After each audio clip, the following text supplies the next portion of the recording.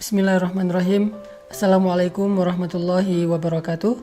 Teman-teman sekalian, di dalam Al-Quran surat At-Taubah ayat 124 ada satu ayat yang luar biasa untuk kita renungkan tentang masalah iman.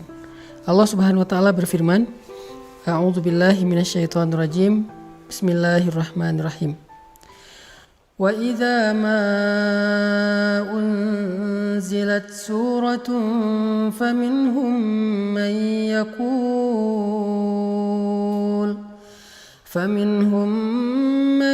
yaqulu ayyukum zadathu hadhihi imana فأما الذين آمنوا فزادتهم إيمانا وهم يستبشرون.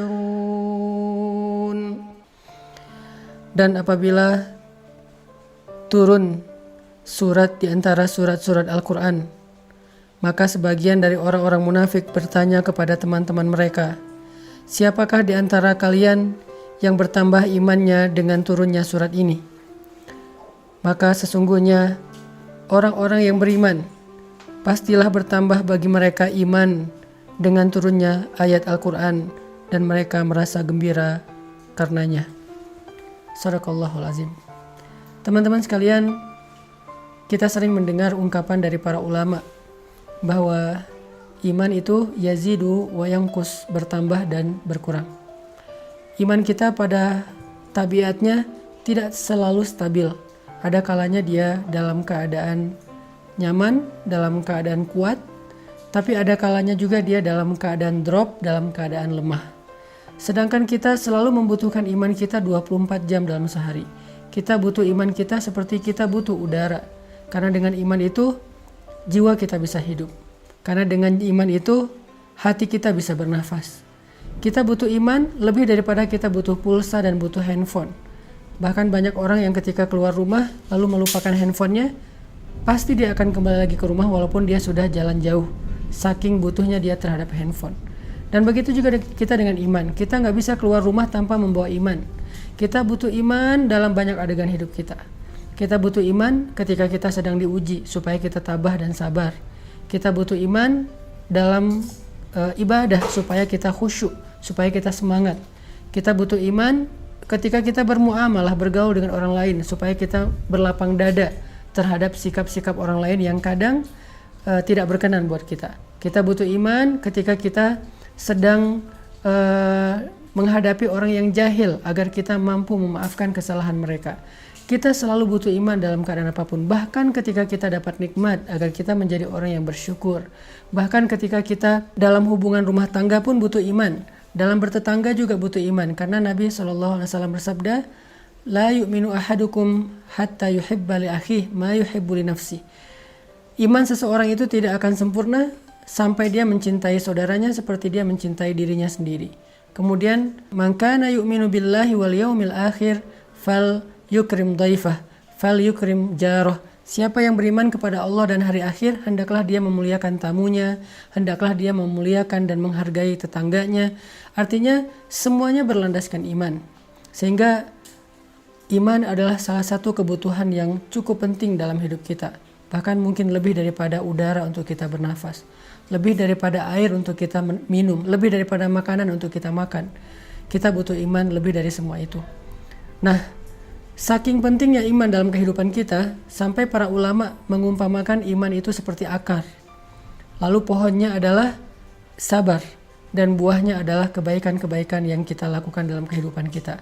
Sehingga kalau kita ingin selalu menjadi orang yang baik, selalu ingin jadi orang yang happy, pengen jadi orang yang selalu lega dadanya, yang selalu lapang hatinya, pengen jadi orang yang mudah memaafkan kesalahan orang lain, gak baperan, gak gampang patah, gak gampang drop, gak gampang putus asa, maka yang pertama harus kita pupuk dan kita siram itu adalah akar keimanan di dalam hati kita. Siapapun yang pengen tangguh dalam menghadapi ujian hidup, siapapun yang pengen survive dalam setiap musibah, siapapun yang pengen melihat keajaiban-keajaiban terjadi dalam adegan-adegan hidupnya, maka dasar yang harus dia kuatkan itu adalah iman. Orang kalau punya iman, Allah kasih banyak kejutan dalam hidupnya. Orang kalau punya iman, Allah kasih banyak kebaikan dalam hidupnya. Makanya Nabi mengatakan untuk hidupnya orang beriman itu dengan kalimat ajaban, menakjubkan. Ajaban li amril mu'min, menakjubkan sekali hidup orang yang beriman itu. Mau kondisinya susah, menakjubkan. Mau kondisinya senang juga, menakjubkan.